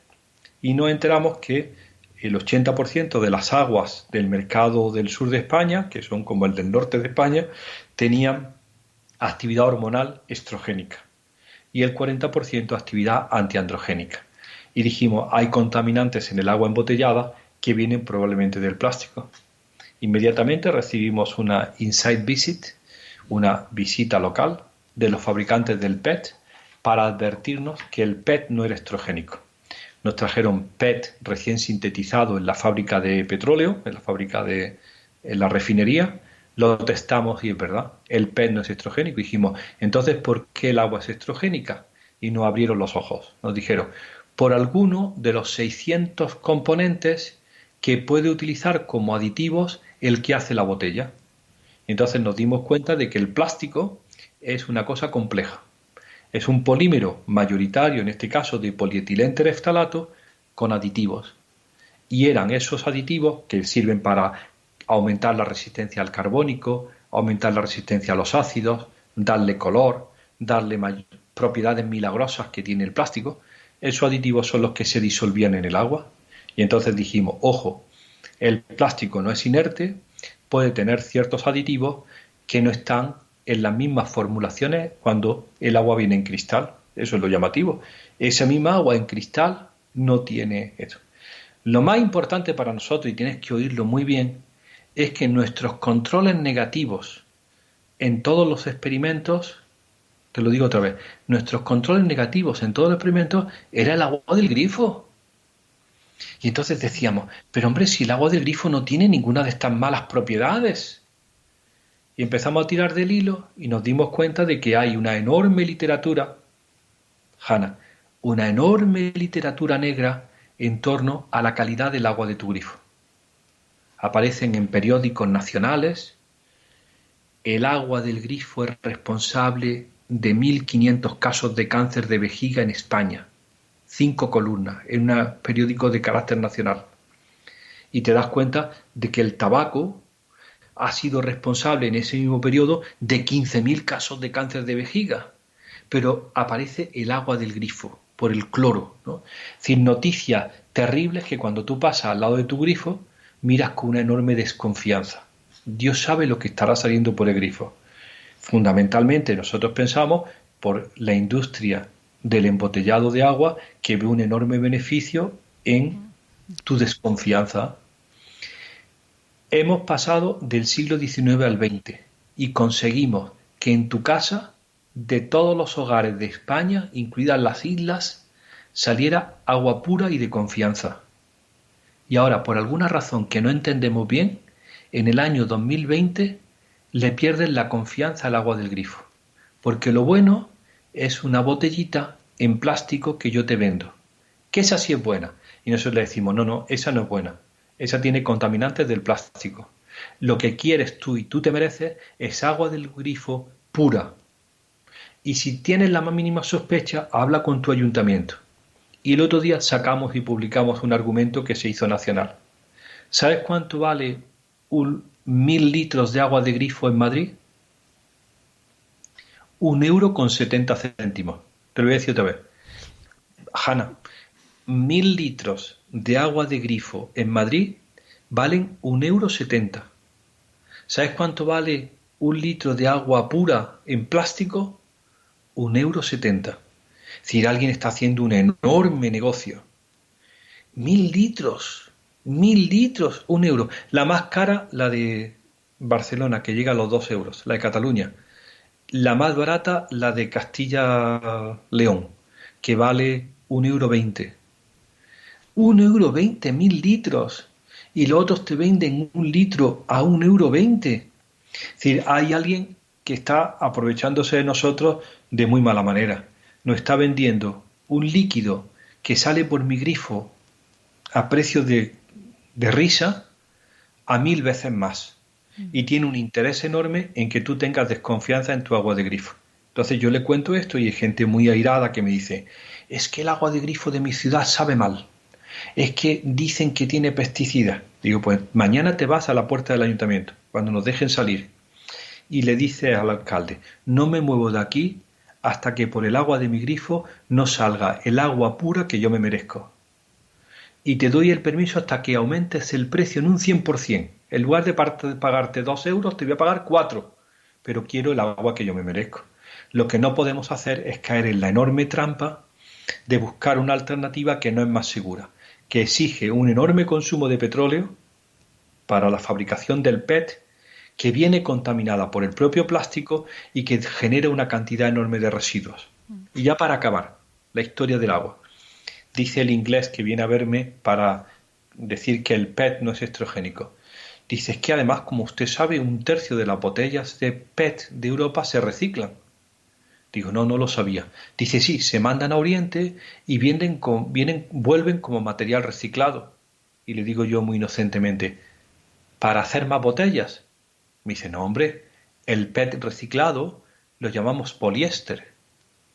Yo que llevaba mi traje de dusting de 199,99, saqué la etiqueta y leo y pone 75% de poliéster. Y le digo al inglés, no me digas que estos son 8 botellas de Coca-Cola de 2 litros.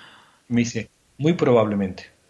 Y la respuesta y el final es, ¿tú te crees que por 199,99 vas a vestir de oveja merina?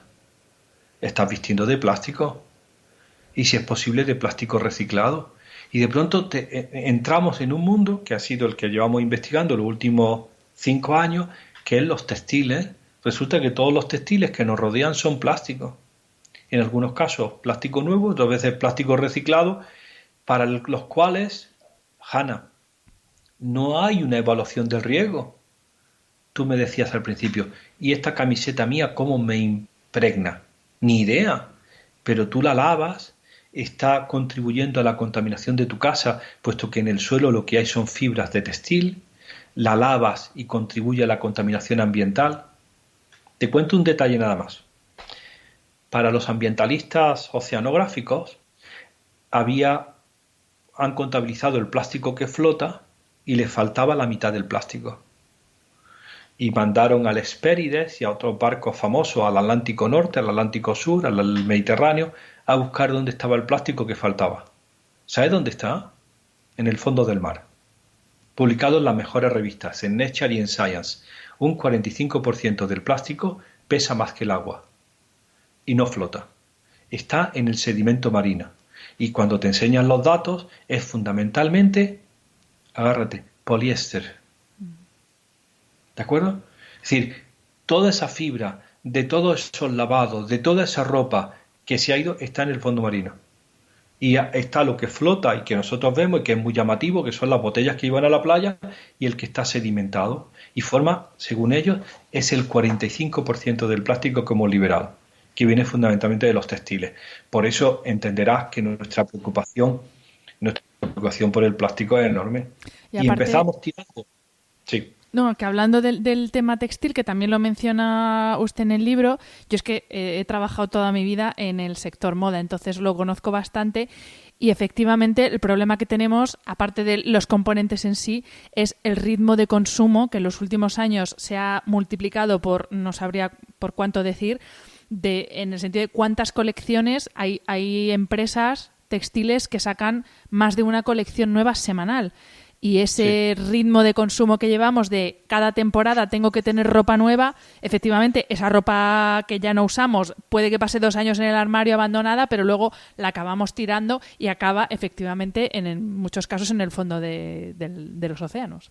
Mira, a ver, te voy a pedir un favor personal. Claro. Tú haces este podcast, ¿de acuerdo? Y otro se lo dedicamos nada más que a textiles. Sí, sí. Nos hemos metido de lleno en textiles, como una derivación del plástico.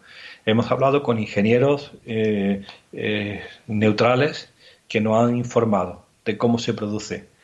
Nos han dado noticias tan llamativas como las que, imagínate que un médico te hable de esto. Son los inventores de la obsolescencia programada. ¿De acuerdo? Yo sabía de la obsolescencia programada porque los móviles no duran más que 1 año y medio, los ordenadores no sé cuánto, y mi mini pimer se rompe cada 70, es de esas de gasolinera, y cada vez que voy a hacer a los 70 gazpachos se le rompe una pieza porque el eje metálico del motor no coincide con el plástico del engranaje, ¿no? ¿De acuerdo? Digo, esto es la obsolescencia programada. ¿Sabes cómo se llama la obsolescencia programada en textil? Moda. Y os la inventasteis hace años. ¿Sabes cuál es la obsolescencia programada de los grandes grupos industriales españoles de implantación? 8 semanas. Sí, sí. 8 semanas. Es decir, cada 8 semanas se cambia. Y cada 8 semanas, ¿sabes qué significa cambiar cada 8 semanas? Fundamentalmente el aumento del consumo. Pero lo segundo, la calidad ha bajado enormemente. Porque una cosa que no tiene más que 8 semanas de vigencia no tiene por qué ser buena. Y entonces dice, pero esto es química. Esto no tiene nada que ver con... Incluso, te voy a decir para que tú que vienes de la moda, cuando algo es 100% algodón o 100% lana, es 70% lana y 30% de química, como me decían a mí los ingenieros. Si fuera 100% lana, sin química, al llover encogería y olerías a borrego. Es decir, la química ha permitido que tenga esas cualidades del siglo XXI. Y esos compuestos químicos son aditivos. ¿Qué aditivos has utilizado tú para hacer tu ropa? Polibromados para que no arda, perfluorados para que sea impermeable al agua y a la grasa, metales para hacer los colores, eftalatos y alquilfenoles para las arrugas y que no necesiten plancha, bisfenoles para no sabemos qué, pero acabamos de publicar bisfenoles y parabenos en los calcetines de los niños españoles menores de 3 años. Es decir, es pura química. ¿Cómo ocurre la exposición humana a través de esos textiles? No lo sabemos. Difícilmente será dérmica, probablemente hay una co-contagio en el proceso de lavado y lo que sí habrá una enorme contaminación ambiental en las aguas de la lavadora. Desde y después... luego perdona que le interrumpa, doctor. Sí, estaba acabado. Le decía que desde luego que el tema textil da para otro episodio y bueno, y lo tengo en mente porque uno de los motivos por los que yo, he tomado otro camino en la vida es porque efectivamente el mundo de la moda parte, no podemos reducir el mundo de la moda, que es una industria, al fast fashion, pero es verdad que esa parte, que era donde yo trabajaba, pues cada vez tenía menos que ver conmigo en cuanto a ritmo, en cuanto a forma de tratar los recursos humanos y recursos naturales, etcétera. Entonces, desde luego, tendremos otro episodio hablando del mundo textil. Pero me gustaría volver al tema de que estamos hablando de los plásticos de un solo uso, porque, sí, claro, uno de los argumentos más utilizados, sobre todo en el tema alimentario, para defender el plástico de un solo uso es el tema de higiene. Y esto me sirve para hilarlo con eso que comentábamos al principio del uso de plástico en el ámbito hospitalario y médico, porque claro, al final es la forma de tener asepsia, ¿no? El tener una cosa de un solo uso que Sí. podemos desechar y que se utiliza, pues eso, los guantes, las mascarillas, las batas, todo eso que se utiliza para una única persona. O, por ejemplo, Sí. los envases donde está contenido los tratamientos y los medicamentos. Entonces, claro, aquí sí que entramos en un debate también ético, por así decir, porque, claro, ¿qué prima más? El salvar la vida de una persona y esas condiciones de higiene y de salubridad, o el no utilizar plásticos, que tampoco sé si hay una alternativa real ahora mismo, aparte de desinfectar, como pueden hacerse con los utensilios metálicos, por ejemplo. Así es, muy interesante. Mira, primero, tú has dado la palabra clave que es un solo uso. El solo uso debe desaparecer del mundo normal. No vamos a meterlo en el sanitario.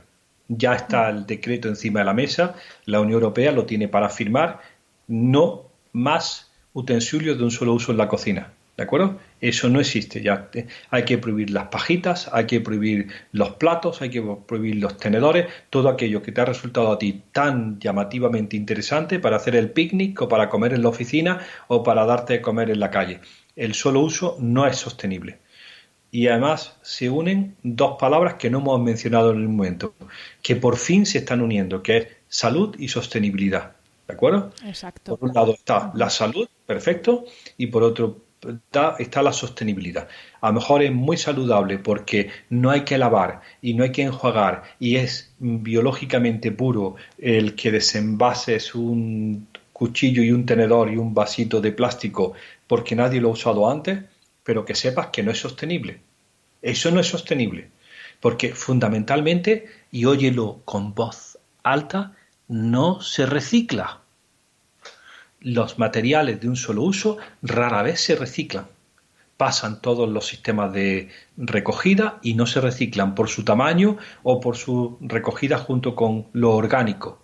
Muchos de esos materiales contaminados con orgánicos van a lo orgánico y no se recicla. Con que no me vengas a decir que eso es reciclable. No se recicla en ninguna parte del planeta. Ya hay compañías que cuando dan de comer a sus empleados con un solo uso, hacen un sistema de lavado para que se pueda reciclar ese material. ¿De acuerdo? Entonces, el solo uso en lo que es la gente de la calle y las actividades de la calle tiene que acabarse. Es mejor llevar tu cristal o tu loza, lavar y buscar un detergente que sea friendly con el medio ambiente y punto. ¿Qué pasa para la contaminación bacteriana y la asepsia dentro del medio sanitario? Pues por supuesto que el plástico ha sido la gran revolución, porque las jeringas no hay que hervirlas, como había antes que hervir la jeringa, son todo de un solo uso. Está claro, y eso es lo que te quiero decir, que no todos los plásticos son malos ni buenos. Eso sería una idea, es decir, blanco o negro. Hay componentes de los plásticos que no son deseables. ¿De acuerdo? Si entre los plásticos reciclados está el 1, el 2, el 3, el 4, el 5, el 6 y el 7 dentro del triángulo, el 1 da problemas porque tiene muchos aditivos, el 2 y el 4 tienen muy pocos problemas, el 3 es el PVC y da muchos problemas porque es de la industria del cloro y además lleva muchos talatos cuando se tiene que ablandar, el 5, el polipropileno, tiene muy pocos problemas, el poliestireno sí es más complejo y el policarbonato no nos gusta nada. Es decir, que dentro de los plásticos hay alternativas. El polipropileno tiene muchos menos problemas que el resto o necesita menos aditivos. Entonces, lo que nosotros hemos publicado es el punto más duro. Es la mejor revista de salud y medio ambiente del mundo, Environmental Health Perspective. Hemos ido a la unidad de cuidados intensivos pediátricos durante 3 años en Granada, de los 2 hospitales públicos. Hemos hablado con los servicios sanitarios y los sanitarios encargados del cuidado de los niños y hemos testado 53 ítems diferentes de plástico en contacto con niños de muy bajo peso, menos de 1,8 kg. Si estamos en el, como dicen en inglés, in the worst case, en el peor de los casos. Y entonces hemos descrito a cuánto plástico y de qué origen se exponen esas criaturas que pesan 1,5 kg.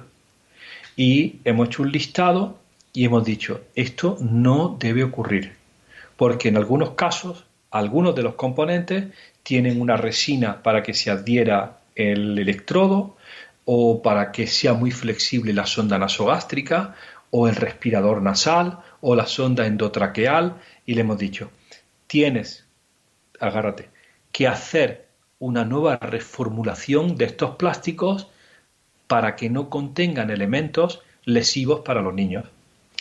El trabajo estaba listo para publicar en octubre del año 19. El editor de la revista internacional nos dijo: lo vamos a sacar el 27 de noviembre.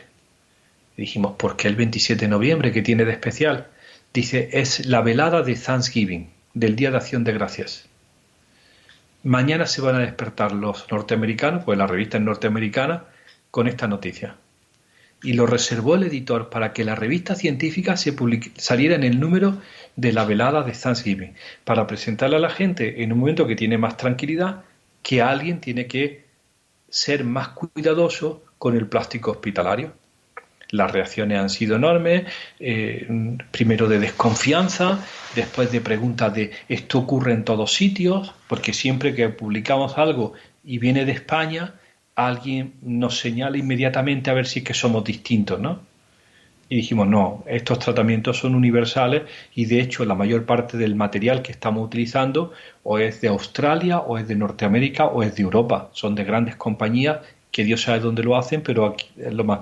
Entonces, hemos puntualizado que el medio sanitario es un medio muy imperfecto que necesita mejorar, teniendo en cuenta cuál es la calidad del plástico y cuáles son los componentes en ese plástico que no nos gustan. Y nos dice: ¿y qué se debería de poner? Y le digo: mira, chico, soy médico. Los tipos más brillantes de mi promoción son ingenieros con un salario 10 veces mejor que el mío. Pregúntale a ellos. Sí, ya ha llegado el momento en que estos chicos listos, tus compañeros ingenieros de telecomunicaciones, de no sé qué y de no sé cuánto, se unan a la preocupación y empiecen a imaginar productos más amistosos.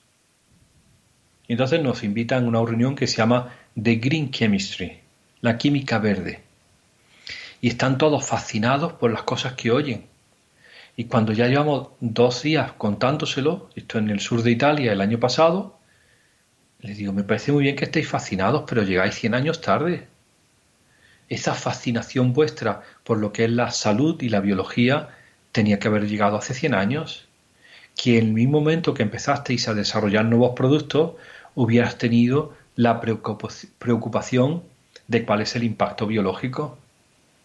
Está muy bien la Green Chemistry para el siglo XXI, pero un poco de precaución sí que nos habría venido bien, ¿no? Y eso no es negativo, es simplemente equipos multidisciplinares, con gente distinta y que sepa escuchar cuáles son los problemas que nosotros vemos, que son muchas veces pobres, porque son descriptivos de la presencia de esos componentes en la orina de los niños, y cuál es su posible origen. Y tú, cuando lo entiendas, probablemente empezarás a hacer productos más sencillos, ¿no? Yo creo que esa es la clave. La clave no es alarmar ni asustar a nadie, como tú decías al principio de la charla.